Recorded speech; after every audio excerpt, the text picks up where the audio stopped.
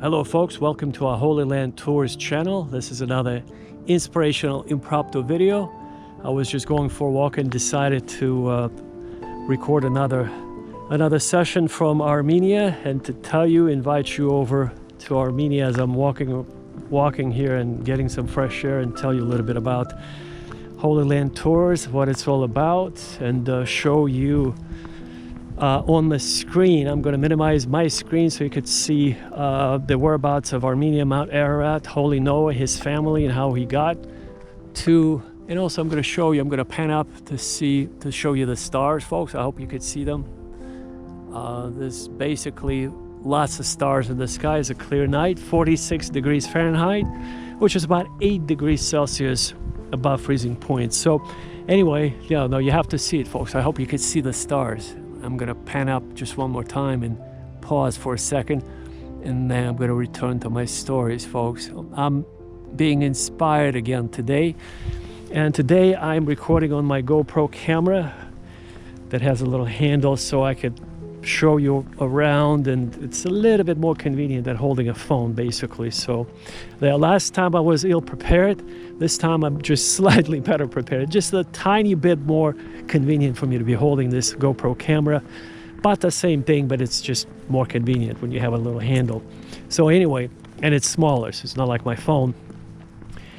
And so folks, another inspirational walk and talk. If you're on the frequency of God, you're not stressed most of the time, and you could share this positive energy of agape love with other people. So we're going to talk about Mount Ararat. We're going to talk about Armenia, the first Christian country that adopted Christianity in 301 Anno Domini, which is about 1700 years ago. That's right, folks, 1,700 years ago, the first country on the face of the earth to adopt Christianity.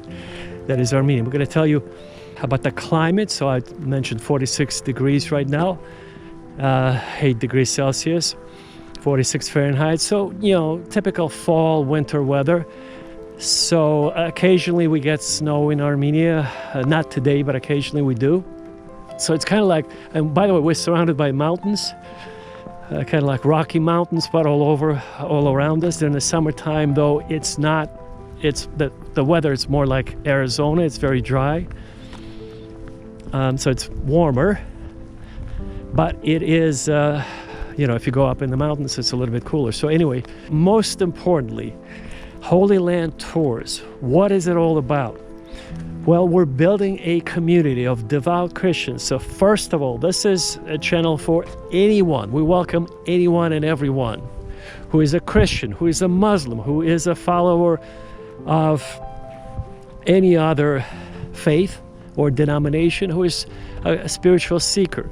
So if you happen to be reading Hare Krishna mantras every day, we welcome you.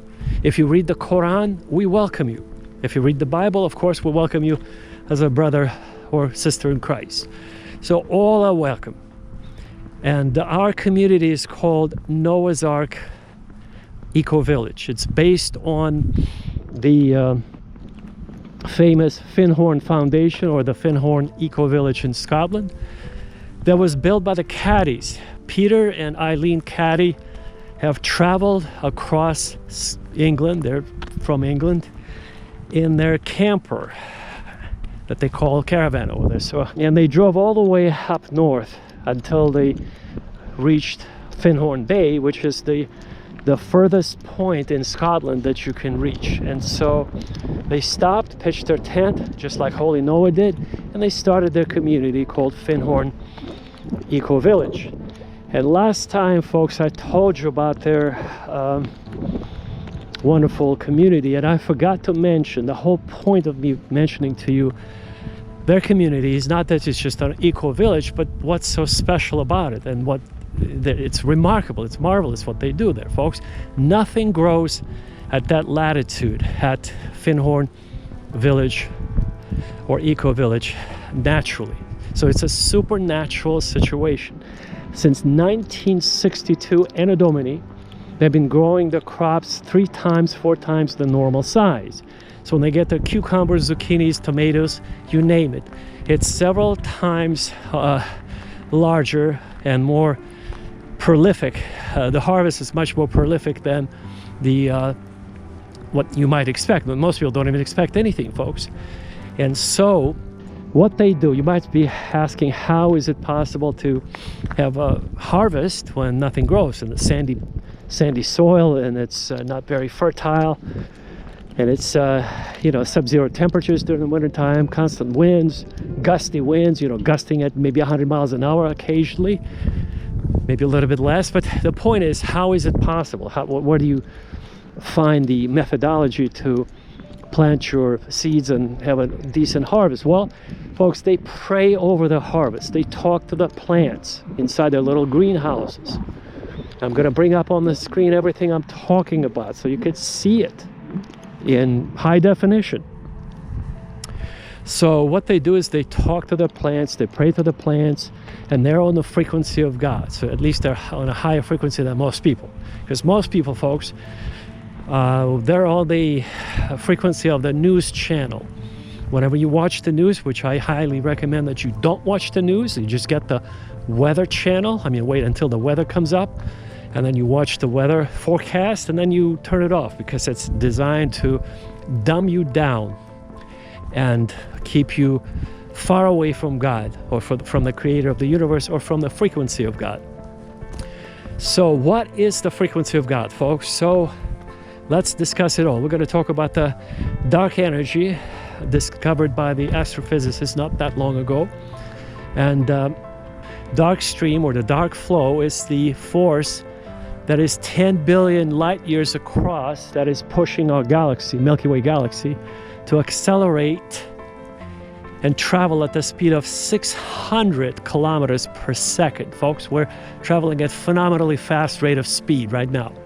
If we were to suddenly stop, as our massive galaxy, which is 150,000 light years across, folks, it takes light that travels at 300,000 kilometers per second, 150,000 years to go across our Milky Way galaxy. It's phenomenal distances, phenomenal speeds, and something is pushing, accelerating our galaxy towards the Andromeda galaxy at the rate of 600 kilometers per second, folks. We're traveling at exceedingly fast. We cannot even imagine how fast we're traveling through space. You might be thinking, well, it's pretty calm, but it's not. So all of that has some kind of a physics behind it, some kind of a logic behind it. Something is, and we're going to collide with the Andromeda galaxy in about approximately, they say, nobody knows for sure, but approximately 4 billion years. The Milky Way galaxy will be absorbed by a much larger Andromeda galaxy in approximately 4.5 billion years, when they will suddenly fuse together and become one. It will be catastrophic. Of course, nothing will survive, folks. It will be just, you have to be in a different plane, when I say plane, in a different dimension before that. Well, hopefully long before that. So this is what Jesus was talking about, folks. I'm jumping into the subject of the kingdom of God. So when Jesus was here, if he was here today, he would be speaking the identical same language I'm talking to you. So it's slightly more scientific than 2,000 years ago, because people back then, they only knew approximately 250 words. That's right, folks.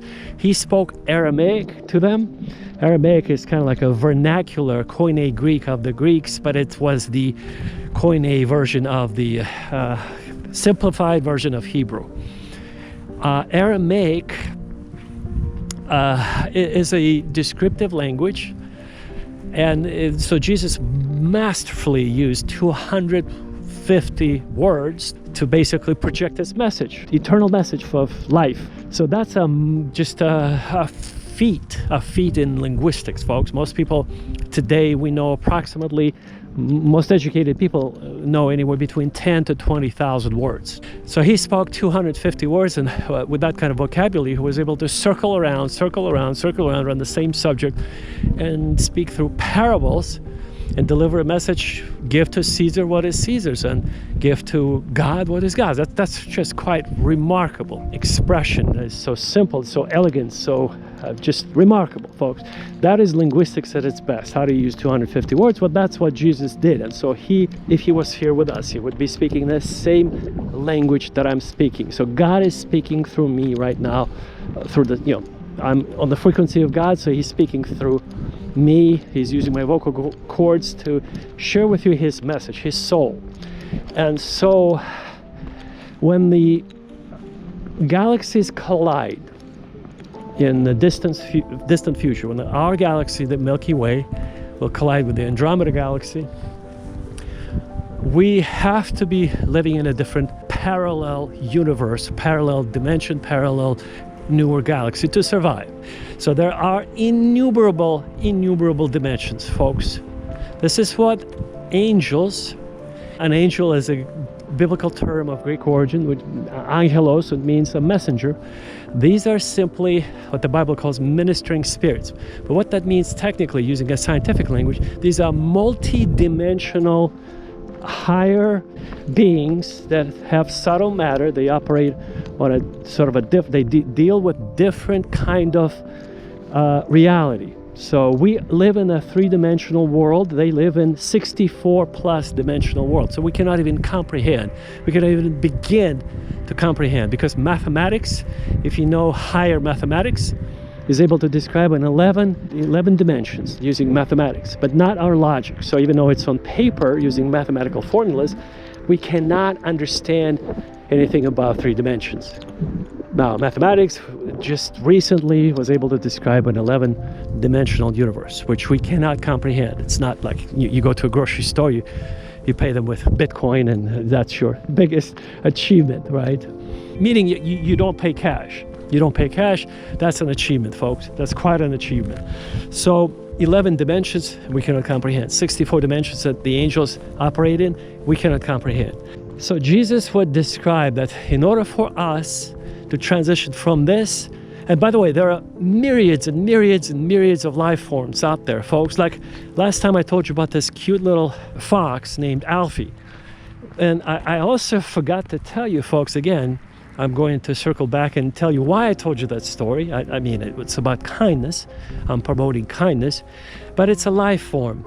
And so when you see, and by the way, in this park where I'm walking here, in this park, there are coyotes and foxes, and they're usually very, very shy, very extremely shy. Nobody sees them, but I see them. This is what I kind of failed to communicate last time when I told you right around that corner. I said, in this park, the coyotes come up to me, but not to other people. And in the video, I slurred. I didn't formulate my thoughts very clearly. I said, just like this, I was coming up to this bush over there, and I said, I meant to say is they don't come up to most people, but they do come up to me. They don't fear me, because I'm on the frequency of God. I'm on my path towards reaching God. I'm on this meditative lifestyle, and this is what I failed to communicate to you, folks. So now that I've cleared it up, in this park there are coyotes and foxes. They're very, very shy. Foxes, they don't come up to me very close. Usually it's a mother and her little cubs. And the reason why I could tell is because, I've been watching Alfie the fox. I know what they look like. I know their sort of behavior. And they're very skinny, scrawny, very slim, because there's not enough food for them to survive. So they're not as pampered as Alfie the fox, who comes down they live in a 3-story house. So Alfie comes down the stairs from the 3rd floor whenever he gets hungry, or whenever he smells Mama Victoria's cooking him some favorite dish. His favorite dish is boiled turkey and boiled chicken. And the little salad, he loves cucumbers, folks. That's his another favorite thing. He loves cucumbers, fresh, freshly cut, sliced cucumbers. And so Victoria and Alex, that's their family, husband and wife, who had adopted Alfie the fox when he was just a little cub. And folks, I forgot to tell you the main point of that story. It's not that he's so cute and he's so plump and he's so fluffy and he's so kind. He's very kind, and he began to speak like a human. He developed a human speech pattern, a pattern of a baby, just like a toddler, human toddler, just like, like parrots, the little birds, parrots, that they mimic the human speech. That's half the story, folks. The reason why I even told you about this fox named Alfie is because they saved him. He was about to be killed at this animal breeding farm. It's not just a fox, a couple of, they have like hundreds and hundreds of cages. This is where they breed those foxes, and then they kill them for fur. They make fur coats out of animals like Alfie. And so Alex went there, he saved Alfie, and they named him Alf the Fox after the famous character. There was I believe in the 90s, there was this famous character anyway that looks like him. So they named him Alf the Fox, and he's very kind, he's very cute, he's very fluffy, and he promotes kindness. So Alfie is so popular, folks, that worldwide he has, when you look him up, when the last time I watched him was 99 million views, folks, on his channel. Just recently I watched him, is over 105 million views now. So if you look up at the counter, when you go to the main channel homepage and you look up, you click more, and you'll see the total number of views. And so Alfie the Fox has gotten over 100 million views worldwide. Why, folks?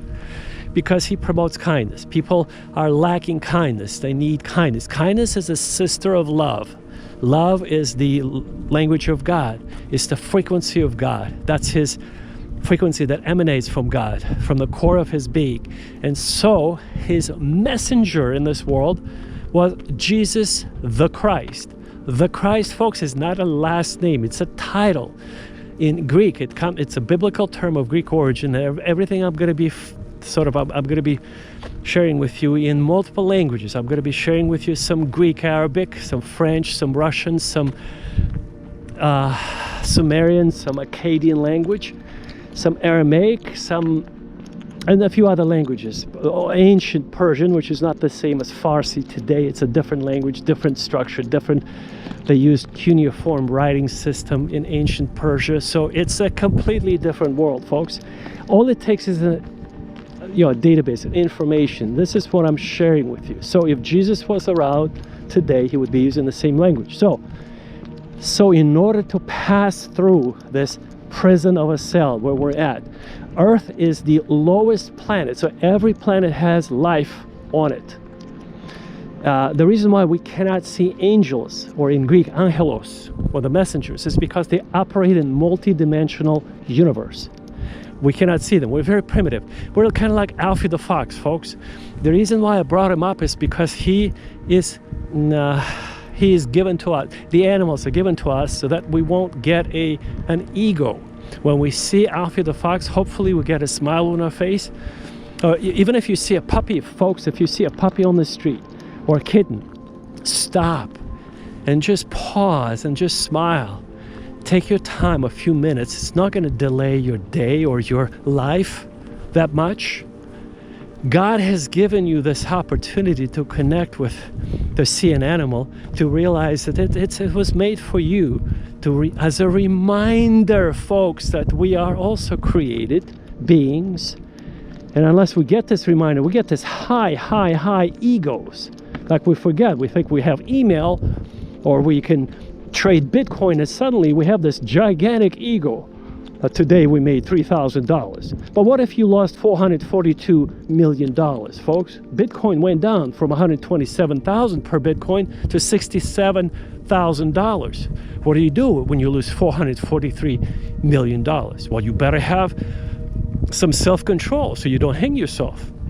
Or you better have a strategy so you know what you're going to do. So today you lost $443 million because it went down to 67,000 from 127. But hopefully in a few months it will get up to $1.2 billion. You see, you have to have a strategy, folks. You can't just wing it.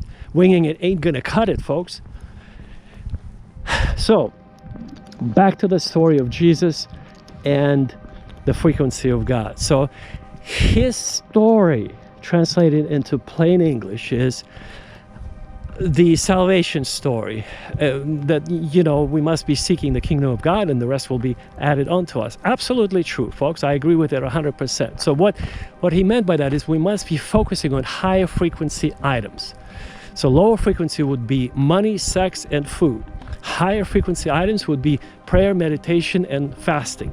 So what I shared with you in the last podcast, if you will, impromptu podcast that I recorded just in the same park at night while I was walking, I shared with you that every morning when you wake up, you have to pull out your, if you want to live to be 150, a happy, carefree life on the frequency of God, full of blissful aura and blissful positive energy around you and positive people. You pull out your water that you've been marinating in a glass jar, never plastic. Plastic causes cancer. So glass jar covered with saran, some kind of a thin plastic wrap, one of those saran wraps. And inside that jar, you have to have 3 or 4 slices of lemon. Why? Because lemon acts as an antiseptic. It kills bacteria. Plus, you have to keep the water in the refrigerator to keep the bacteria from growing. But you pull it out, pour it in your glass of water, you add some iodine, just one tiny droplet of iodine, and then you let it warm up a little bit within 20 minutes, and then you drink it while you say your prayers, and you meditate over water, over your glass of water. Because we're 80% water, this water that you'll be drinking, you'll become one with it. And if you have positive thoughts, you'll be drinking, you'll be perpetuating the frequency of God within your body, within your physical body. So Jesus's message, Christos, is a title which means the anointed one. In ancient times, if somebody had an important message or an important spiritual title, he would be anointed with olive oil. Olive oil in the Middle East, in that part of the world, was of high value. Today, we have no idea how precious it is. You just go to a grocery store, you buy it. It's usually junk. You have to get organic olive oil from certain groves, certain places to get quality olive oil from Greece, preferably. But anyway, if you're growing it yourself, that's a different story. So olive oil was used to anoint people for special projects, for monumental tasks. So Jesus the Christ, Christos in Greek, it means anointed for a special purpose. Jesus is not his real name. His real name was Yeshua, Hamashiach. That's how you pronounce it in Aramaic. So if we were to be transported, we went back in time 2,000 years, you would hear his followers call them Yeshua Hamashiach, with a ch sound. You have to add a little bit of a throaty little ch. Hamashiach. That's Aramaic. That's what it sounds like, folks. This Aramaic is spoken by only a few communities surviving today. The Assyrians. There are several small communities in Armenia and in Georgia. Small meaning there are several hundred families that have survived, and they speak this very vernacular that Jesus spoke 2,000 years ago. But anyway, so Jesus was talking about transitioning, folks, elevating your mind, bringing it from the gutter of watching the news into the light, the uncreated light, the brightest light that emanates from God, folks. It's not a natural light like from the sun, from our star in our solar system. No.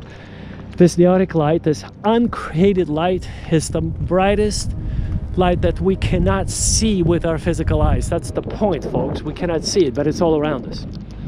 And this is the point. Once we've switched from the frequency of watching the stupid news, meaning the TV, into the frequency of God by meditating, the story I'm telling you about drinking the water in the morning, every single morning, like that, as a routine.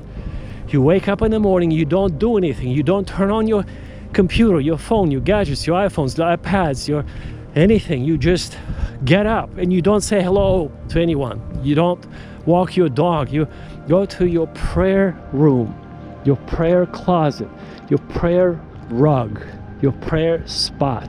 even if it's in the kitchen with dimmed lights, so that the lights won't be bothering you. It cannot be bright. You have to dim the lights. You just have to be able to barely see where you're going, but dim lights, you pour your glass of water, you get into the meditative state every morning before the sun comes up. And then you begin to meditate. You begin to connect to the frequency of God. And once you do that enough times, folks, once you actually connect to God, to the real frequency of God, you would not want to get off of it. You would want to stay on it perpetually, forever. Do you understand what I'm sharing with you, folks? This conversation with me, it's an impromptu recording. I'm slightly better prepared because I brought my GoPro, so it's a little bit easier for me to hold it. But the point is, this is a remarkable time that with using this technology, I'm sharing with you the Spirit of God, who is speaking through me to you right now. This is not from me. This is not an accident. There are no accidents. Everything is mathematical. If you knew a little bit about mathematics, look at this, folks. 4,123 steps. Heart rate 112 beats per minute. I mentioned it last time. Highly recommend. This is a Samsung Galaxy Classic watch that I highly recommend that you get. If you have it, you go for walks. It does so many calculations besides making sure that you walk enough every day. By default, it's set to 6,000 steps, but I go above it, 12,000 steps, 21,000 steps. So about 5 to 8 miles. That's what I do. But 3 miles is the default. 6,000 steps is roughly about 3 miles a day. But it also keeps track of your sleep patterns. It gives you reminders. If you snore, it will record your snoring, because many people don't know whether they have sleep apnea or not. And if they have sleep apnea, if they snore too much. Look at this beautiful, beautiful stars, folks, up above. I'm going to pan up so you could see the stars. Hopefully you see the stars, folks. But anyway, back to the story. So get the watch. Samsung spent $6.5 billion and 3 years of research and development, R&D, to develop this watch. It's highly sophisticated. In the back of it is a green laser-like LED. That's what gives it the surgical level. The instrumentation is just like you getting an EKG at a hospital. Same accuracy, extremely accurate. $6.5 billion was spent on R&D of this watch. So anyways, very, very accurate. And it also displays your text messages, all your email accounts, especially if you have 40 email accounts like I do. You see all of them when they come up, and they just display it on your watch. So you don't even have to pull out your phone and look at it. And you can also talk through your watch as you be driving or walking. You don't have to reach down or pull out your phone. You could have a standalone number, or you could have the same number as your phone, or you could just be Wi-Fi'd into your cell phone. And that way you could be answering your phone from your watch on your wrist. Very convenient. My productivity went up by 40% after I got it 5 years ago. And so highly recommend if you're into efficiency, productivity. So back to my story, folks. Before this interruption, I was talking about the frequency of God. So the Spirit of God is speaking through me using this GoPro camera. I'm just going for a walk, enjoying my walk, getting some exercise, fresh air, and I'm recording this message. Now I'm going to add some images of Armenia, so you could see Mount Ararat. You could see the village of Ararat. This is where Noah, when he descended Mount Ararat, he went down the mountain. He needed a river, obviously, a source of life, water. And the river is called Ararat River. Now, in the ancient times, the Greeks called it the Araxes River. Also, the Sumerians called it the Araxes River. So it's a famous river, folks, because it flows right by Mount Ararat. This is where Noah pitched his tent. And tradition has it, it happened by the Araxes River, by the village of Ararat, and that's where it's in the Ararat Valley. And so Mount Ararat last erupted on July the 2nd of 1840 Anno Domini. was a 9.5 on a Richter scale, gigantic, terrible volcanic eruption that killed 10,000 people as far away as Tiflis. Tiflis is what today is called Tbilisi, the capital of Georgia. So approximately 450, 500 kilometers away from Mount Ararat.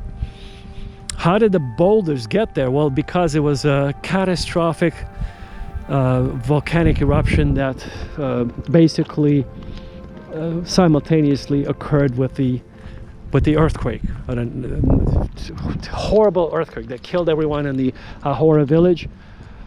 Aqoṛi village was at 4,000 meter elevation on the slopes of Mount Ararat, and it caused more than half of the mountain to collapse and create this gorge. It's called the Aqoṛi Gorge. A gorge is basically a hole inside a mountain. Prior to this earthquake, Mount Ararat was about 6,000 meters tall. Now it's 5,137 meters tall. Somebody measured it incorrectly about 50 years ago. They said it was 5,165, but it's actually, with more accurate measurements, it's 5,137. Perhaps maybe it shrunk further. Nobody knows. But anyway, the latest statistic is 5,137 meters tall. Is how tall Mount Ararat is as of today.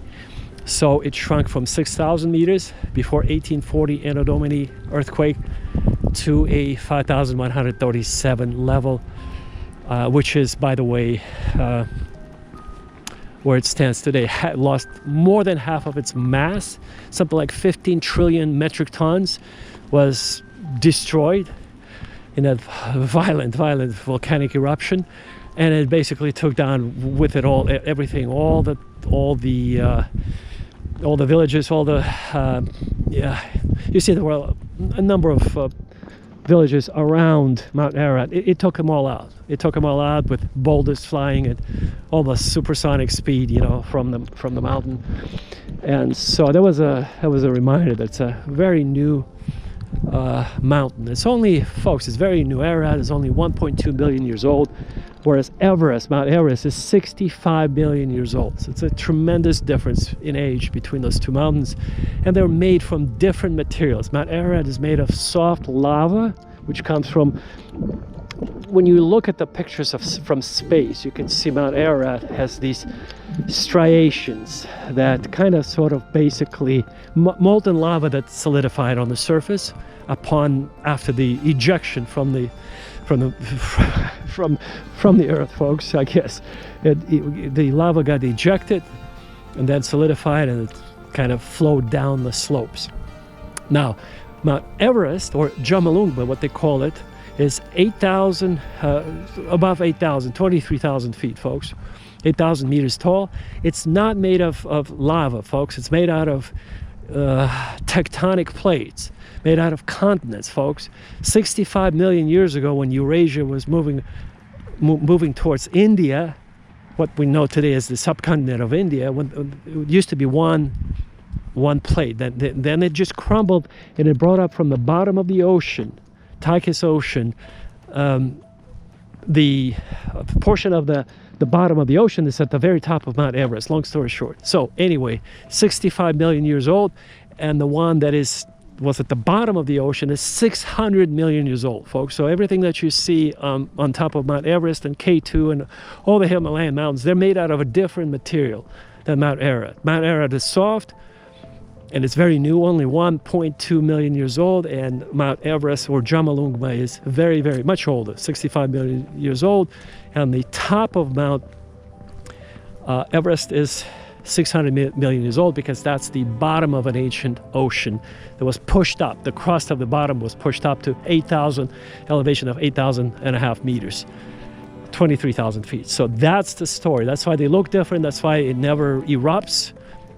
So in other words, the Himalayas, they never erupt. There are no, the Everest is not going to erupt into a volcanic eruption, whereas Mount Ararat could. That's the difference. And back to the story of Jesus. So back to the story of Jesus, folks. So I'm recording this impromptu message to clarify some of the things that are given to me by an inspiration from the Spirit of God. And if Jesus was here, he would clarify why we needed to be on a higher frequency. Is because our life here on this planet is almost like a horrendous test. Life is very tough, it's not fair, full of pain, full of pain. Let's just stop there. The rest you know. But it doesn't have to be that way. If you're focused on that higher frequency of God and you're walking in his spirit, you connected to him. You're not thinking about the news.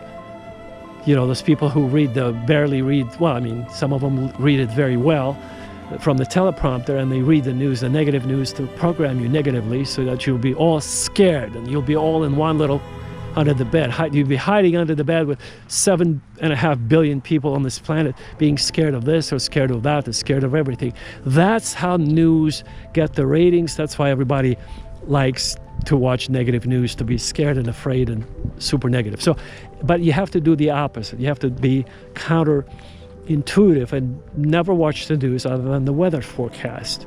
Okay?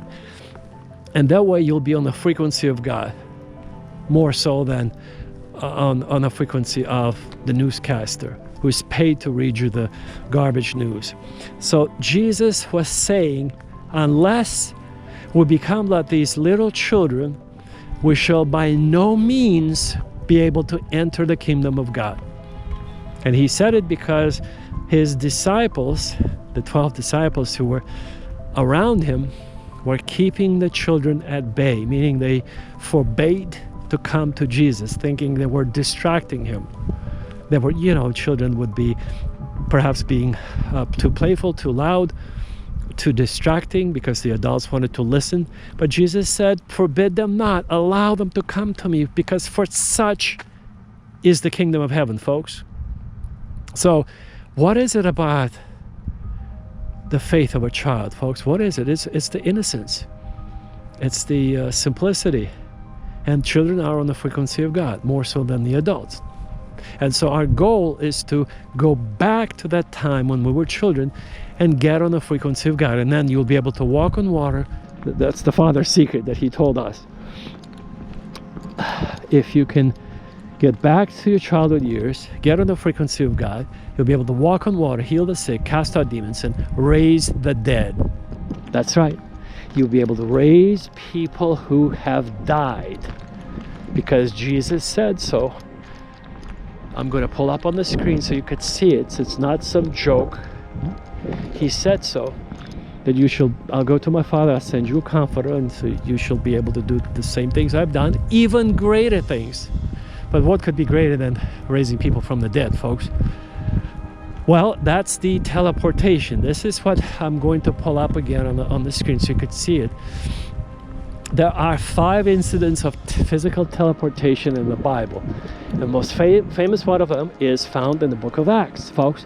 So teleportation, once you hang out with us, with these sort of people on the frequency of God, you'll see people elevating from the ground, folks. And I will never suggest that you elevate. Once you learn how to fly, you don't fly off the ground for more than 5 or 10 inches. Maybe 10 to 20 centimeters off the ground. Why? Because it's not safe. The slightest distraction, you go down. So if it's only 5 centimeters, you're not going to hurt yourself.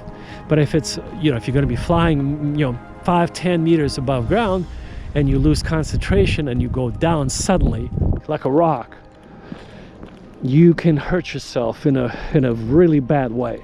So when you begin to levitate, this is the part that Jesus told you about. This is what's being done in India every single day, folks. And I'm not sure how in the West people don't get it, because they're being used like slaves through this banking system, interest-based banking system that does not exist outside of the Western world, folks. There are interest-free loans that are given if you wanted to buy a car or a house in other countries, folks.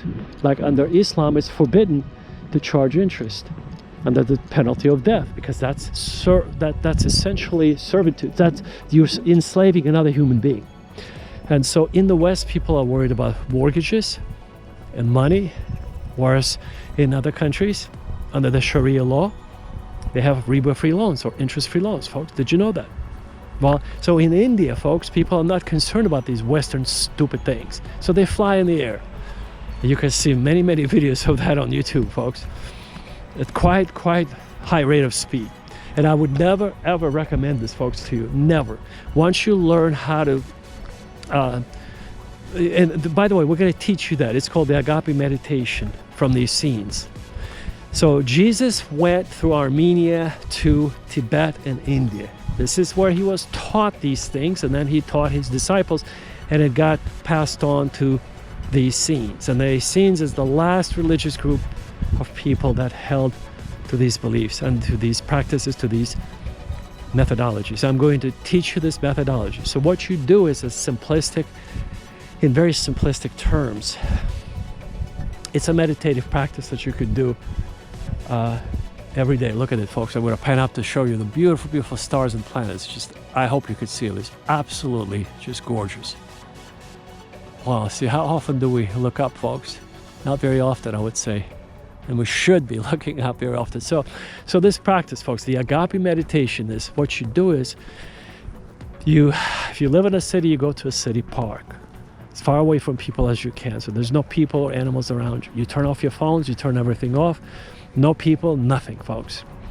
The reason why I recorded it, so you can see it from my vantage point, so you can see it exactly as I'm seeing it. So I recorded it with a GoPro camera attached to my forehead. And so that's why you're seeing from that angle. But what you do is you put your left hand on a tree nearby, and then you begin to meditate. And then with your right hand, and then you focus on the frequency of the tree. It's a life form. It cannot send you a message in a visible format through texting or SMS or an email, but it is a life form, and therefore you should be able to get on this frequency, and you will with enough practice. And so with your right hand, you kind of maneuver the air around you. Once you get on that frequency, you will see as a confirmation that you've arrived, that you can create some wind gust of up to 30 miles an hour. And this is just a confirmation. This is not to show your power over nature, over Mother Nature. No, it's to confirm that it's responding. You became on the frequency of Mother Nature, of the tree. You will see that. It's a confirmation, folks. 30 miles an hour wind is a pretty strong confirmation you've arrived. And then you put your right your hand down, and the wind dissipates. You pull up your hand, you begin to move your hand, and you see the wind. You pull your hand down, and the wind dissipates. You start moving your right hand, and the wind picks up. You put your hand back down, and the wind dies down. That's a confirmation, folks. This is called the agape meditation. Agape is a Greek word it's a biblical term of Greek origin, which means the highest form of divine, perfect love of God, unconditional love of God. This is the frequency of God. This is the language of God. This is the language that God understands. This is the language that God speaks. Nothing else. Sort of like you cannot even, folks, without agape love, there's nothing, you cannot even begin to approach, to even meditate upon God without knowing this concept. This is his realm. So if you come to Rome, you have to speak Italian today. Many thousands of years ago, it was Latin. But today it's Italian. And so, folks, so what I'm sharing with you is classified information, essentially. Classified meaning not in the military sense, but pretty much, folks. And so what I'm sharing with you, folks, are ways to basically get on the frequency of God through this meditative agape meditation practice by doing this daily, by going to a city park, or if you live in the woods, going to the backwoods. It's even better. You as long as you're not surrounded by gadgets or TV sets or news or people driving by or anything that might distract you. Anything besides you and the tree will distract you, and you won't be able to do this meditation. Nothing, absolutely nothing could be on you. No telephone, no computer, no stress, not even no phone. You cannot have your phone on you, folks. I'm just telling you. You bring your phone, forget about it. You won't be able to meditate properly. But if you do it properly, you will see what I just described to you. You will be able to raise your right hand while your left hand is on the tree, placed on a tree, approximately half an hour into this meditative state. and you'll be able to generate a wind gust up to 30 miles an hour. Okay, 20 miles an hour. But you'll see the wind being generated by your right hand. You put it down, the wind will die down instantly. You pull it up and the wind will pick up again. It's like clockwork. And this, you'll like it because it's a confirmation you've arrived, folks. It's not. So then we will teach you how to take it to the next level. You begin to meditating on the frequency of God after that. Once you meditate on the frequency of Mother Nature, the tree. Once you've connected there, we'll show you how to do the rest. And that's where you'll be able to walk on water. Same principle, folks. You start slow in shallow water. You never want to be a hero and just walk out into the middle of a pond. You won't be able to do it at first. But small steps, folks, baby steps. You go in after you do the meditation with a tree, after you see that your right hand is causing the wind. And then with the same belief system, folks, you make small steps in shallow water. Don't be a hero and jump into the lake. It's like, well, you could do it, folks. Remember, Peter walked on water after he saw Jesus, but you have somebody by your side who's standing on water, walking on water. Then you could follow the person because you see the person doing it. So what I'm going to do is, we're going to be doing these sort of what they do at Finhorn Foundation. We're going to do at our Noah's Ark Eco Village. We're going to have these group meditative states where we'll be taking people who've never done this before and we'll help them develop those spiritual skills of walking on water, healing the sick, casting out demons, and raising the dead, just like Jesus had commanded us. Oh, look. 54 seconds. 6,220 steps. Heart rate 106 beats per minute. No kidding, huh, folks? So it's 106 beats per minute, 6,000 steps. So where was I? We're going to highly recommend the watch, folks. Highly recommend the watch. So today's impromptu message is to bring you a little bit closer into the reality beyond what's written in the Bible, folks, beyond this coded language, beyond what it means to be going to church. Church is, again, a biblical term of Greek origin. So church simply means, it's a Greek word which means an assembly, ekklesia in Greek. And so what you do, folks, you essentially, originally it had a political meaning. It means being called out as an elite group of people because you could do the voting and they could not. The foreigners, the women, and the slaves could not do any of those voting. They didn't have the voting rights. So if you were called out into the ecclesia group, into the assembly, that means you were special. You were deemed as sort of you were an elite group of people. But today, the word church simply means, in a classical context, in a church context, that simply means you are being you're being essentially called out from the crowds, from the masses, from the rest of the population. So you're different. You're on the frequency of God. You're called out from the masses, basically. Even though it doesn't have a nice sound to it, the masses has a negative connotation, but nonetheless, it is what it is. You have to be elevated from the rest if you want to experience the miracles of God. And this channel, this information is for highly devout Christians, Muslims, and other people of faith.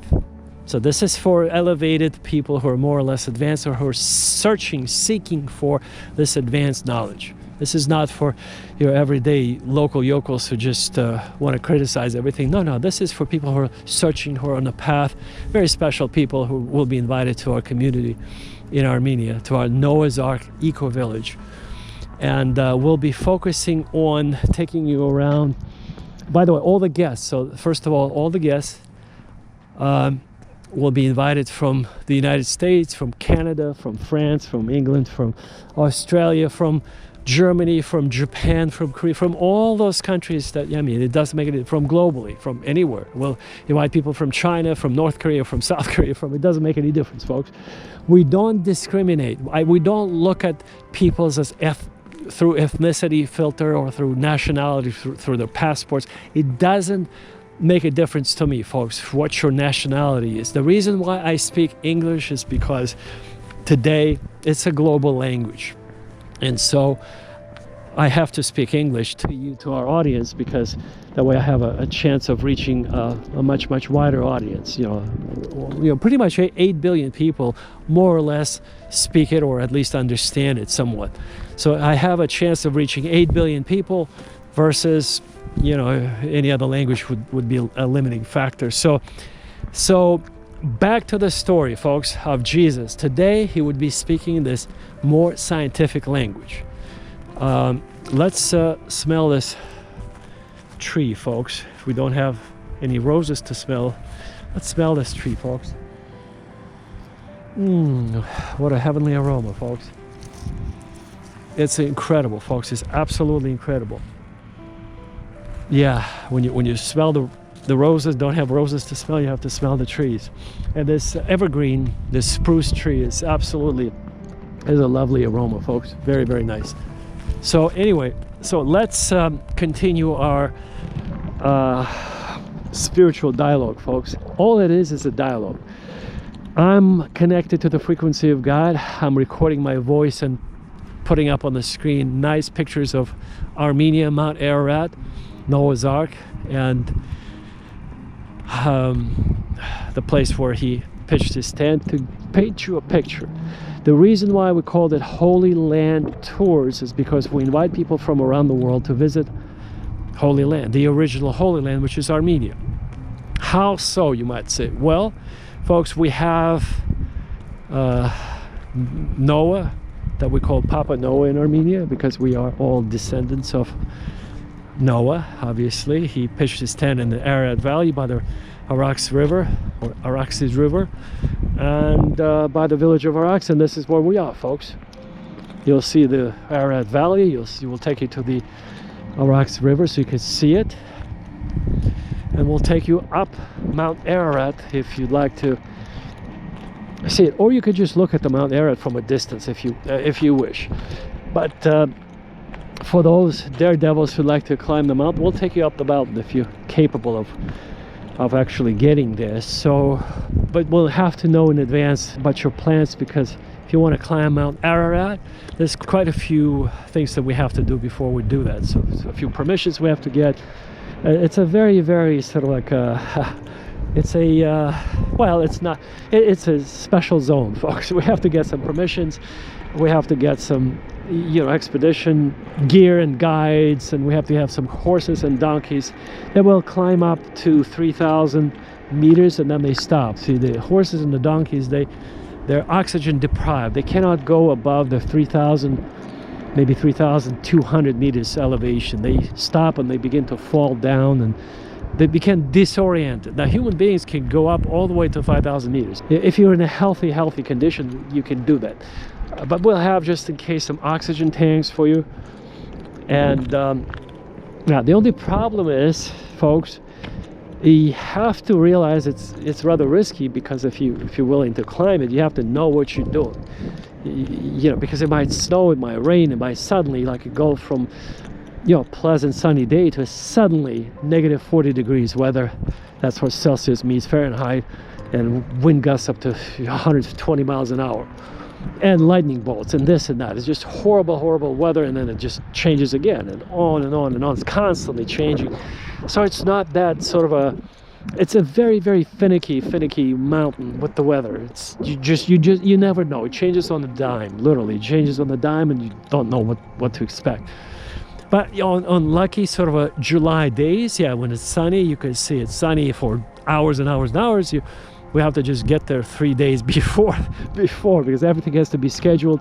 Everything has to be kind of timed. We do make those base camps to allow your body to acclimate to the elevation at, you know, specific distances. And then if we're lucky, we'll be able to see Mount Ararat, because it's actually embedded into the slope of a mountain where the Aqoṛi Gorge kind of, I'll point to the mountain so you can see it on your screen, where it's actually where the Aqoṛi Gorge begins.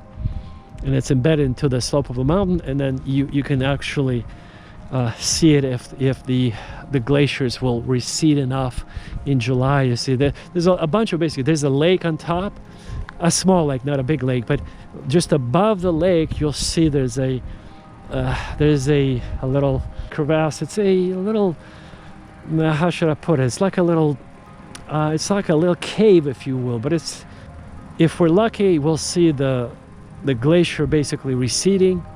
We'll see we'll see Noah's Ark protruding from the mountain, and you'll see it's unfortunately being destroyed right now by the global warming. I mean, something's causing the glaciers to melt, unlike 100 years ago. Everything is melting, folks, unfortunately. It shouldn't, but it does. And it's actually getting into the Ark was, up until just about 100 years ago, or 50 years ago, about 50 years ago, it was embedded into a sub-freezing, sub-zero temperature ice, permafrost kind of a environment of the glacier.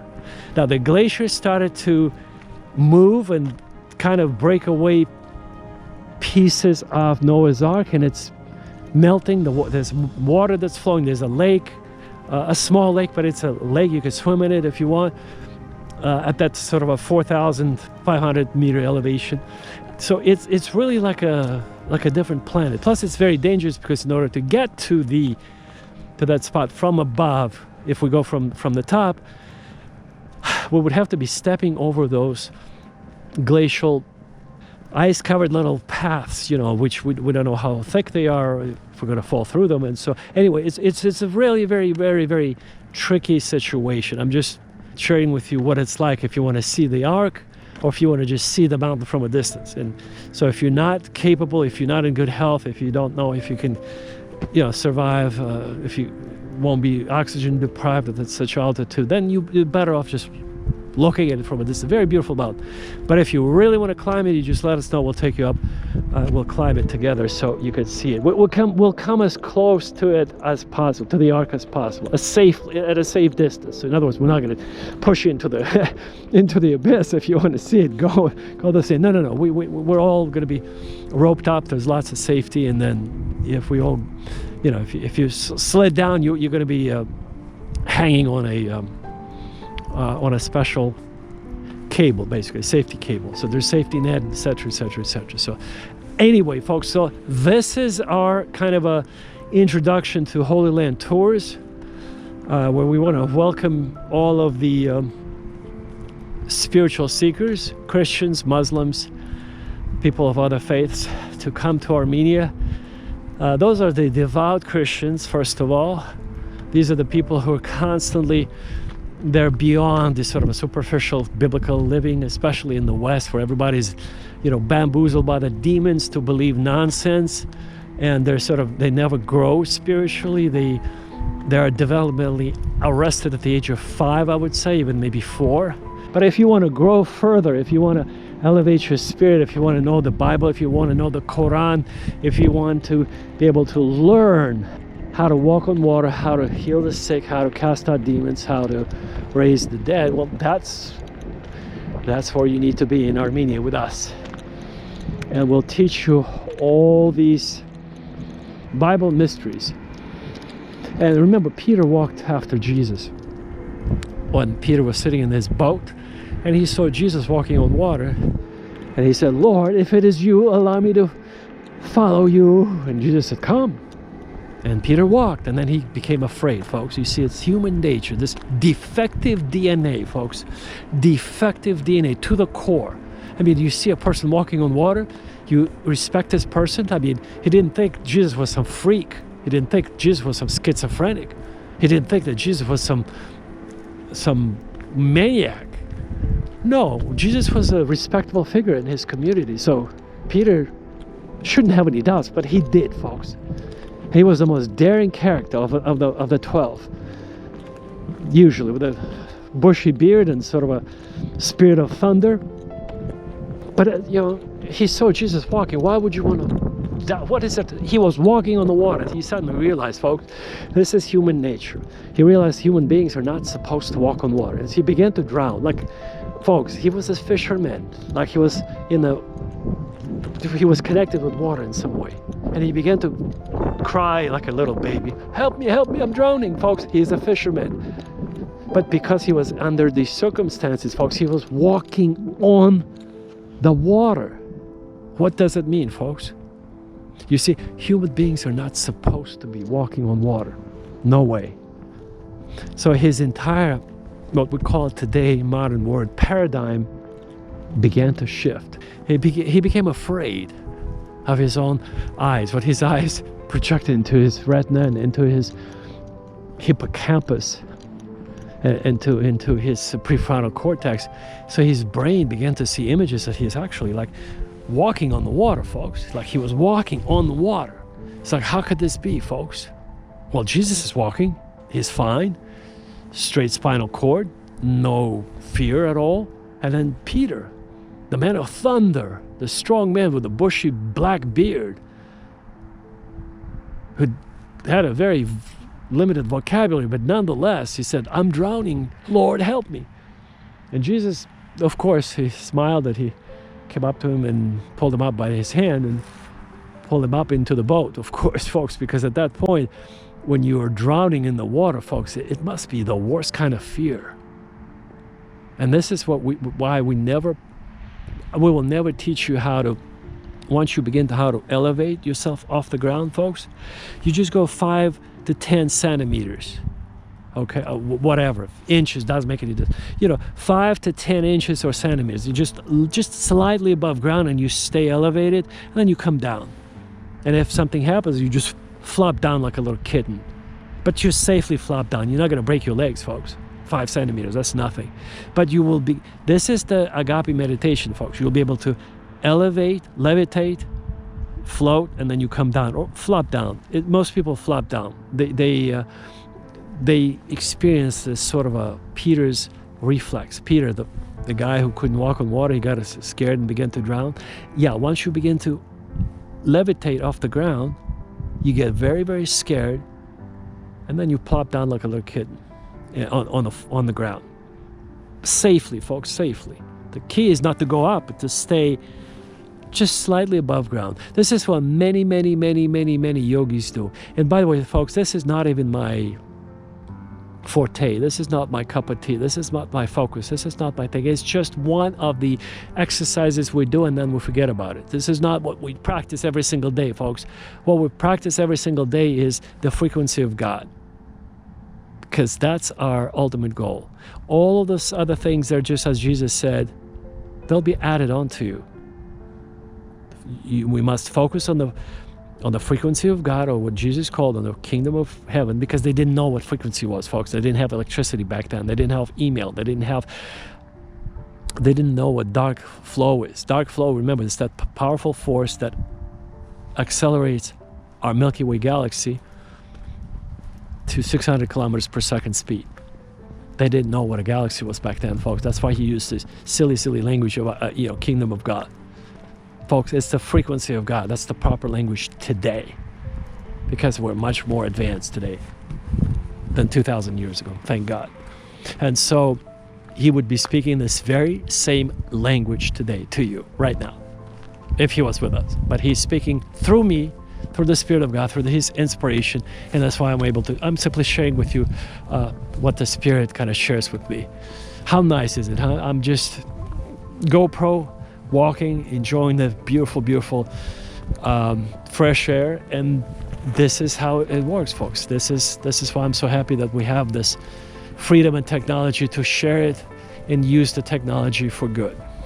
And that's the only way to do it. So back to our story, and I'm going to wrap up. We are meant to walk on water, if that's your goal. We are meant to get just a minimal amount of kindness and wisdom from God, because kindness is a sister of love that leads to God, because God is love. Love is a higher frequency. That's the Noetic light. Noetic light is the uncreated light.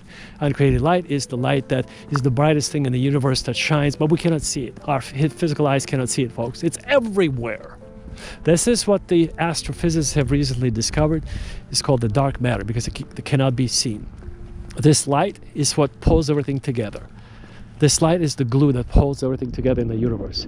The mass of our universe, folks, the physical universe that we see, the stars, the planets, the nebulae, the comets, the galaxies, that's only 4%, folks. The other 94%, nobody knows what it is. It's an invisible force. That is the noetic light. This is the force, that particles, the field, that something that belongs to God. We cannot see it. It's just, no instrument could measure it, folks. But that's what permeates our ether. Ether is the first element of the periodic table that was proposed by Dmitry Mendeleev, who was just a phenomenally gifted man, who was, by the way, on the frequency of God. Because in order to be able to, my goodness, to come up with a ether as the first element in the universe, which, by the way, was later removed by people who wanted to make money off of the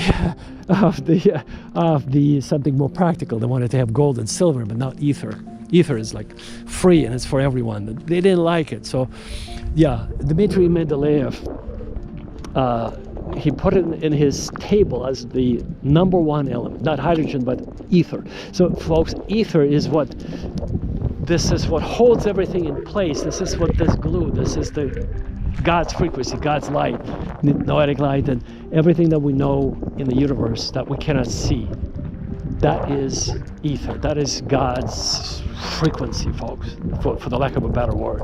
And so in order for us to comprehend it, this is my purpose in life. We just meditate. And by meditating and praying, by prayer meditation every morning, remember I shared with you how you do it with a glass of water, you get on that sort of agape meditation. And then you begin to discover new hidden, if you will, resources about yourself. And these are the resources that we must not necessarily be overly focused on, but these are the resources that we must be at least exploring. Because unexplored life, folks, unexplored life is not worth living. So while I'm walking, I'm sharing with you how I'm getting the fresh air. I'm sharing with you some of the thoughts that I'm able to pick up from the frequency of God, because I'm on this lifestyle. And I'm sharing with you for free, folks, free of charge, with those who are seeking higher wisdom from God, higher power. If you want to elevate, pull your head out of the gutter, from everyday mundane lifestyle. This is the channel. This is the message. This is why we invite all the people from around the world to come visit Armenia, to check out our Noah's Ark eco-village plans. And that's why I'm telling you, folks, we have people from all over the world who are interested. And that's why I'm keeping it in English only, of course, obviously, for people to understand what I'm saying. This message is global, folks. It's global. And we're going to teach you a few Greek words, Armenian words, and Russian words, and French words, Arabic words, and Sumerian words, Akkadian words. All those words are important. That's for your general education, folks, general education. For example, Armenian is a very ancient language. Its alphabet was created 1600 years ago in 405 Anno Domini by a famous Armenian linguist, a poet and a philosopher and polymath. His name was Mesrop Bashtats. And he created this very symmetrical alphabet with symmetrical letters he got some ideas from the Greeks. It's based on the Greek alphabet, somewhat, not all of it, but somewhat. And there are some clear similarities. And prior to the 1600-year-old alphabet that he created in 405, the Armenians used other means of communicating and storing their information. So the Armenians used a cuneiform writing system that they have been using while cooperating with in conjunction with ancient Persia. So it was the cuneiform writing system found in Persia. Ancient Persia, folks, not today's Persia. It's a totally different system. What they have today is not the same. Not the same. That's not Farsi. It's ancient Persian. It's completely different language, folks. So, prior to that, Armenians have used the Assyrian writing system. Then, prior to that, folks, because Armenia is located in the well, today is the territory of the Republic of Armenia is much smaller than the Kingdom of Armenia. Armenia is the ancient name of Armenia, and prior to that is Kingdom of Urartu, and then there was also known the Kingdom of Van. It's kind of the same thing. Van, Urartu is just the, it's like there's all kinds of different names Armenia used to have, and most importantly, folks, it used to be next to Akkad. Well, I mean, just north of Akkad, not next to, but just in the vicinity of Akkad. Akkad was next to Sumer, okay? So Akkad, Sumer, that's the Sumerian and Akkadian culture. So the first known writing system as we know it today was the Sumerian writing system, the cuneiform that they would basically use the sticks and write them up. I'm going to pull up on the screen so you can see it. Write them up on wet clay, and then they would bake the clay tablets, and then here you go. Here's your writing system. So that was approximately 6,000 years ago, and they keep discovering, folks, right? Like right now, for example, in Armenia, they discovered a 12,000-year-old settlement near the capital city of Yerevan, where they were building a science hall or a science center, and they discovered a 12,000-year-old settlement. I'm going to put it up on the screen. You'll see Dr. Jacob Simonyan was called in by the architect of that site. Her name is Tatev, and she called him up and says, Dr. Simonyan, we have this fortress here, and it looks like an ancient fortress. You better come down here and check it out before we bulldoze it. He said, don't even dare. If it's a fortress, stay out of it. I'm on my way. So he came out. He asked him where it's at, and he came out. He carbon dated it to 12,000 years old, folks. This is before the flood, the Great Flood. This is before Noah. This is before the woolly mammoth, folks. In fact, they have the scrapers, folks, that I'm going to pull up on the screen. They use those scrapers made out of obsidian stone, which is lava stone, very sharp, to treat the hides or the skins of woolly mammoths. So 12,000 years old, folks, there were woolly mammoths walking all over that part of the world. I mean, around the planet, there were woolly mammoths at that time. So anyway, so that's 12,000-year-old settlement in Armenia. Now, they just found, folks, they just recently found, I'm going to pull it up on the screen, a 68,000-year-old painting inside a cave on Muna Island. You'll see it in Indonesia, folks. 68. So my point is they constantly find something older and much older and much older. Folks, 68,000-year-old painting. That's right, folks. They had it was carbon dated to 68,000 years ago. So this is the world's oldest human painting, painted by some early Leonardo da Vinci, a human painter that lived inside a cave on an Indonesian island of Muna, M-U-N-A, folks. So look it up if you don't believe me. I mean, this was just recently discovered.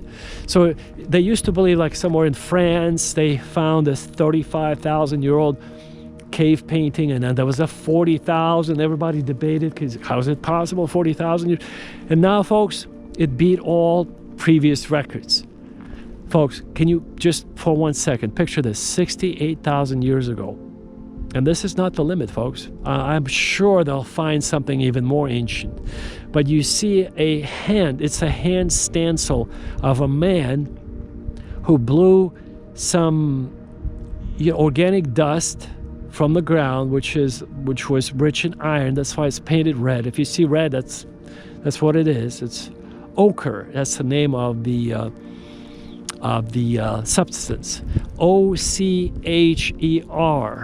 That's the American spelling. O-C-R-E, I believe. That's the British spelling. It's kind of like theater and theater. The American spelling versus the British spelling. Center versus center. It's like British versus American. It's called the ochre, basically. It's a powder comes from organic mass from the ground. It's rich in iron. That's why it's red. That's why it looks red, and that's why it doesn't wash out, folks. He blew on it, and he just permanently. It got permanently it got stuck on the wall, on the cave wall, folks. 68,000 years old. My point is that we constantly learn of these new discoveries, and they get older and older and older. And right now, I'm telling you, so just recently, a 12,000-year-old oldest settlement in the world was found in Armenia. But just more recently, a 68,000-year-old painting found on some Indonesian island of Muna that is much, much older than the Armenian settlement. So you see, folks, they keep finding those things. So don't be sort of limited thinking, it's 6,000 years old and that's it, folks. I mean, like what some people, the Bible thumpers, they say it's 6,000 years. The earth is 6,000 years old. Are you kidding me? I mean, you gotta be kidding me, folks. You just like people with half a brain realize it's not 6,000 years old, folks. If the guy painted his hand 68,000 years ago, I mean, how could it be 6,000 years old? I mean, you've got to use your brain, folks, just for once in your life. Don't say those stupid things, please. If you're going to repeat after some Bible thumper that says, Jesus spilled his blood, do you believe in that? You don't even understand what he's saying, and you just want to repeat it. Don't repeat it unless you get it, folks. Unless you understand what the hell he's saying. Don't say it, please. Don't repeat it just for the hell of it. Don't say it. Don't say those things, the fundamentalists are saying all over the place, Did you, how is it, did you accept Jesus, or did you, something like about Jesus, like they walk around and they say, are you, what is that phrase that they use, folks, have you been redeemed by the blood of Jesus? That's it, folks. Have you been redeemed by the blood of Jesus, brother? Yeah, I have been. What does it mean? Nobody knows, folks. No, they don't understand what that means. It goes into the ancient Hebrew ritual of killing those. They have all kinds of rituals of killing those animals, poor animals, folks. And that temple, folks, it's a very, very, very, very angry god that they worship. His name is Yahweh. That's how you pronounce it. Yahweh. That's how you pronounce it, folks. That's the name of their god. It's one out of 10,000 gods, folks. So in the ancient times, there were thousands upon thousands of gods. You get to pick which one you like. So if you don't like Yahweh, you pick Marduk. If you don't like Marduk, you pick Baal. If you don't like Baal, there's thousands of other gods, folks. And everybody had their own god, folks. So, but angry God, most angriest god of them all was Yahweh. He was the god of war and murder. That's right, folks. Just study this, folks. Study this. Yahweh is a one of many, many, many thousands of gods, just like Marduk, just like Baal, and many other gods of that region in Mesopotamia. Mesopotamia is a Greek term. It simply means between two rivers. Mesopotamia. So between the rivers of Tigris and Euphrates. And this is precisely north of that is where Armenia is. But in the center of it is where the city of Akkad and Sumer were. Sumerian civilization and the Akkadian civilization. So these were the first civilizations that gave us everything we know. So the Sumerian civilization gave us astronomy. They gave us the wheel. They invented the wheel, folks. They invented mathematics. They invented the first writing system. They invented the accounting system. They invented the everything we use today. They invented approximately 6,000 years ago. But they were not the first ones, unfortunately. The Ubaidian civilization, folks, the Ubaidians, they were the preceding civilization, folks. Unfortunately, we don't know anything about the Ubaidians. And we know very little about the Sumerians. We only know they had these huge eyes that were just sort of wide open. That's how they portrayed themselves on all of the statues when we have found, discovered, explored today. I mean, today, we discovered them about 120 years ago, folks. So prior to 120 years ago, we didn't know even about the Sumerians. We didn't know, folks. We didn't know. Today we do. So it's a 6,000-year-old civilization. They give us everything. But they stem from another, a more ancient civilization of so-called Ubadians, and we don't know anything about them. We just know they were even much more advanced, much more technically inclined, much more superior civilization. So the Sumerians learned from the Ubadians. The Ubadians, we don't know. This is where the sort of the traditional classic, archaeology doesn't have much to say. But that's about 7,000-8,000 years ago. This is where the Armenian observatory that was found, it's called the Karahunj. That's the 7,500-year-old observatory. This is precisely the time when this Ubadian civilization was around, which we don't know anything about, folks. They did have a writing system. It was sort of like runic. Runic is not quite, it's not quite cuneiform, but it had these symbols. And folks, this is I'm going to share with you another mystery. So we've been robbed. Today we have remnants, just lousy remnants of, when we have our alphabets, like in English, in Latin, in Armenian, and Greek, in Russian, in French, in German, and notice I didn't mention Japanese. They have 10,000 characters. I didn't mention Chinese, folks. They have thousands of characters they have to memorize. No. I'm talking about the Western European kind of Indo-European languages, folks. We've been robbed because many thousands of years ago, folks, they didn't use. This is very important for you to get if there's anything. So today we are shortchanged because the modern alphabets have been stripped down to its individual letters for simplicity's sake. So thousands of years ago, folks, they had a different writing system. I'm talking about not the cuneiform, another writing system. The runes were basically projecting entire notions, folks. So each rune was like a story, and a collection of those runes projected a much deeper message than what we have today. Example, for those of you who studied the Slavic languages, there is the glagolithic alphabet. По-русски это будет глаголец. Азбуки веди глаголь, добро, etc. So those letters, folks, if you studied the glagolithic Russian, a pre-Russian, this is proto-Russian writing system alphabet. So Peter the Great removed something like 13 letters. And it became what today is the Russian alphabet, 36, 39 letters, something like that, 32, 36 letters, something like that, approximately.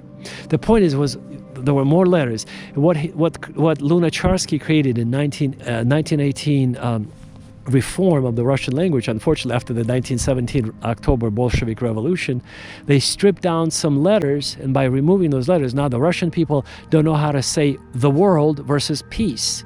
In English, peace is the absence of war. In Russian, it's the word mir, M-I, just 3 letters, mir. Just like the space station, remember the Soviet space station called Mir?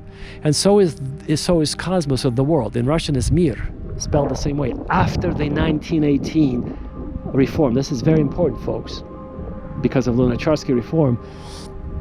He did it. He removed some letters, he removed some important letters, and now the Russians are confused. They don't know how to say peace or the world. It's the same spelling, and they don't know.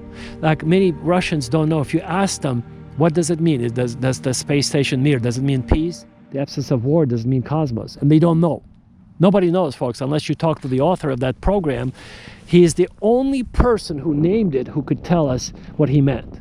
It's because of the limitation of the alphabet. I'm telling you the secrets here, folks, linguistic secrets. Very few people know this. This is advanced level. But before the 1917 revolution, folks, before the 1917 Bolshevik Revolution, before the Lunacharsky reform, the Russian language had many more letters and many more special signs that would make a distinction. So before the 1917 October Revolution, any Russian person could write peace or the world very easily using different characters. See, they removed those characters. You see, and by removing those characters, now the Russian people are left without expressing their thoughts more fully. They don't know how to say mir, meaning peace, or mir, meaning the world, folks. But prior to 1917, they could do that. but not after the 1918 reform of Lunacharsky, who's a bastard really, to do that. They claimed they wanted to simplify the language because the masses, the working class, the silly people didn't know how to spell. You've got to be kidding me. And now what they did is, folks, it's a tragic thing. My point is, today's alphabets, using this Russian language example of mir and mir, they bastardized the language, they simplified the language. Lunacharsky did this. They wanted to simplify it for the common people, for the working class. I mean, for people who didn't have much education, or people who didn't have much knowledge, make it easier for them to grasp the system. But by doing that, folks, imagine today, most people, 300 million Russian speakers around the world, they don't know this. I'm even sharing with you, folks. This is a secret I'm sharing with you. They don't even know this, but they cannot express the word peace or the world properly. They only have one word spelled the same way, pronounced the same way. And when they say mir, the Russians say mir, they don't know what they're saying to each other. They have to guess. They have to guess. Этот человек, он сказал, мир, имеется в виду мир в мире, то есть отсутствие войны. Или же этот человек имеет в виду мир как вселенная, как космос, понимаете?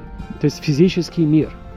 Мир физический, либо мир как отсутствие войны. То есть they don't know, they don't understand what they're saying, folks. It's a tragedy. And it happened to all other languages as well. I'm only using this one recent example that happened after the October Revolution of 1917, Anno Domini.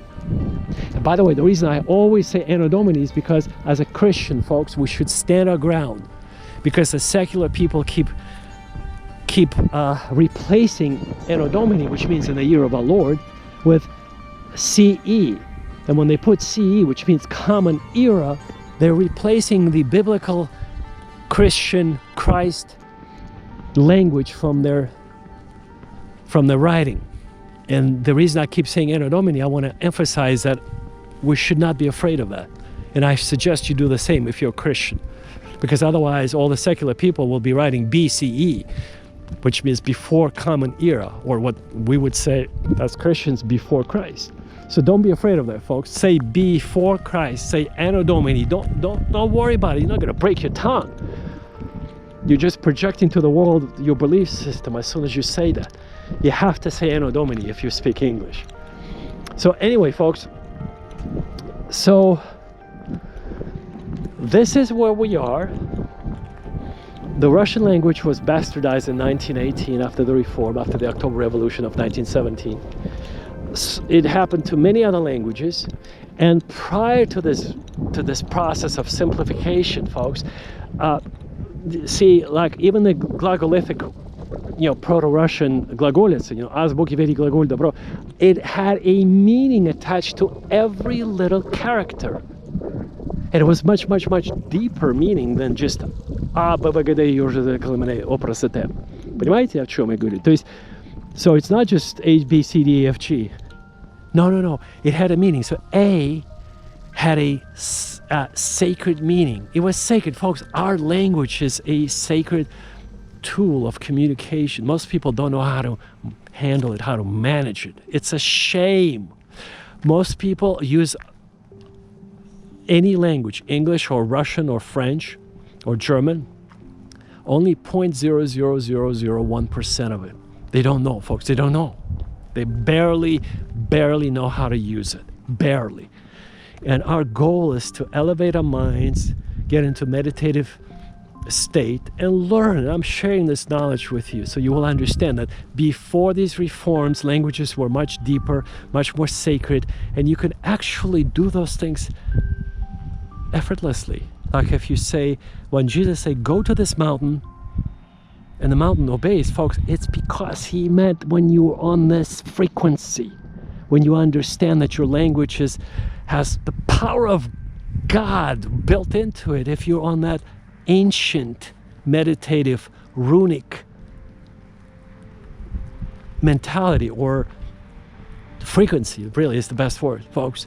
So when Jesus said move, or he said to the fig tree, let no fruit ever be found on you, and it withered away so quickly. Folks, how did it wither away so quickly?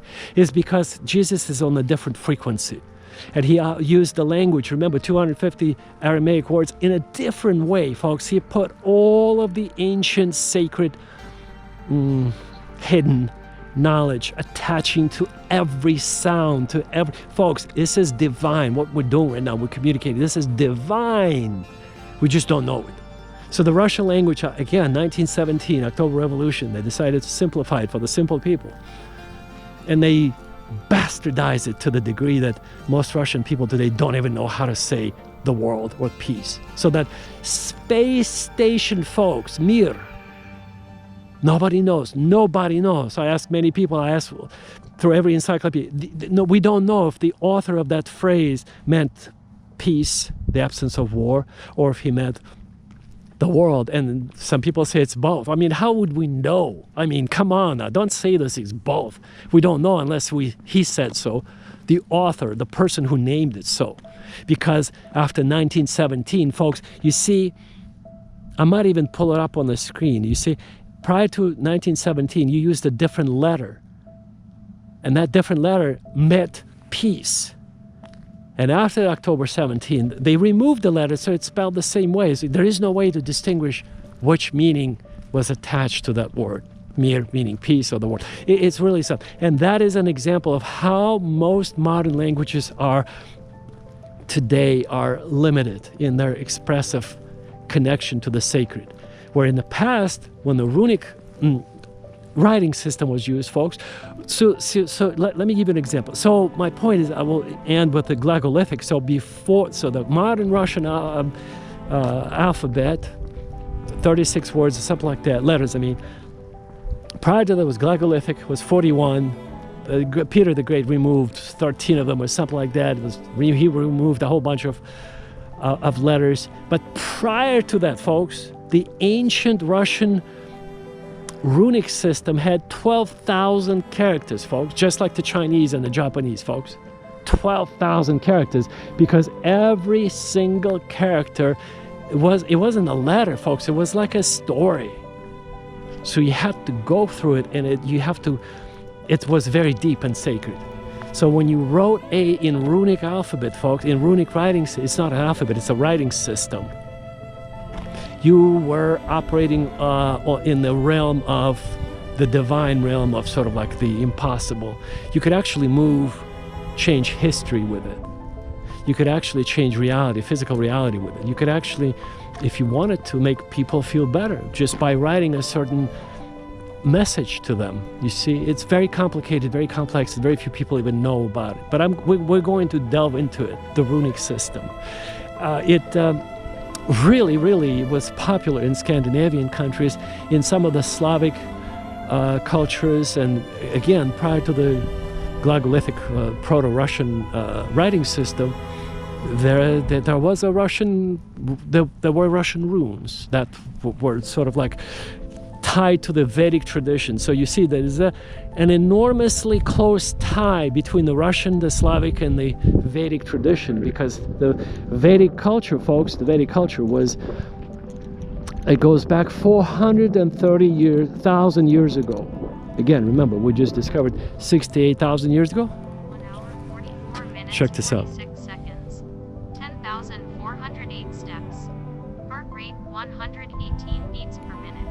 Okay, folks, so anyway, so we're gonna wrap up our podcast. Been walking for 1 hour and 44 minutes. I will just wrap it up by saying, the runes express the thoughts on a deeper level. It's sacred. It's beyond just sort of like A, B, C, D, F, G. With the example of the 1917, 1918 reform I just gave you. So we're going to study that. It's divine, it's sacred. Sounds are divine. Om is the sound of creation in all Vedic writing, in all Vedic sacred knowledge. Om, the sound of creation, folks. All of our sounds that we make essentially are ancient representations of divine communication. The primordial original language of what you might say, using biblical terminology, Adam and Eve spoke, if you will. So they said something and it materialized. Jesus said to the mountain, move, and it moved. He told the fig tree, wither away, and it withered away. And by the way, there was Simon the tanner. in the city of Cairo. I'm going to pull it up on the screen, the story how he, through prayer and meditation, he was able to move Mount Makatam in Egypt, folks. And it's been recorded. There were some people who were able to connect to that frequency and even move the mountain. It ripped from its foundation, etc., etc., etc., and moved to the side, the entire mountain, folks. So anyway, on this note, I'd like to conclude our wonderful podcast. We invite you over to our future podcast where knowledge and sacred knowledge and pure thoughts are shared. The thoughts of God are being shared on our channel. We invite you to Armenia, the first Christian nation, the mountainous country surrounded by mountains and wonderful, wonderful people, the descendants of holy Noah, and where you will learn things that you will never learn anywhere else, because simply of Armenia's geography, because of how we are connected to all the countless portals that we have in Armenia. Remember Jacob's ladder, that portal that he sort of climbed up, folks? Well, that portal was it's all over the places in Armenia. We're going to take you to this portal so you could see it. And if you want to see them on YouTube, you know, Bob Bigelow invested $125 million into Skinwalker Ranch in the U.S. state of Utah to do some scientific investigation. They also captured on 4K resolution cameras, very, very scientific equipment, special scientific equipment. Look up Skinwalker Ranch. It's a little bit on the negative side, but basically they were able to capture the portals opening up inside the Skinwalker Ranch, and they're all over the world. I mean, they're everywhere. That's why people are able to travel in time, disappear, and then reappear. They're all over the place, folks. Skinwalker Ranch, Utah. Bob Bigelow spent millions of dollars on investigating this, and there are 12 scientists living there full time, sort of studying that phenomenon. But anyway, it's all over Armenia. The portals are open, they close and open, and if you get caught in them, you get pulled into the sort of the multi-dimensional wormholes, and they connect different times, different dimensions, different universes, different galaxies. It's a technology that's much more advanced than our human technology. That's why we do not understand it. But anyway, study it, learn it, look it up. We're going to share with you what we know in Armenia. When you come to Armenia, we want to welcome you to Armenia. God bless you. Take care. We want to basically see you in Armenia, where we'll share with our agape love, the highest divine, unconditional love of God. Take care. God bless you. Write to us. You see the number on the screen. You see our email address on the screen. You see how to reach us. So take care. God bless you, and we'll see you at the very top. And always look out, folks. I hope you can see the stars up above. They're absolutely magnificent today. Take care.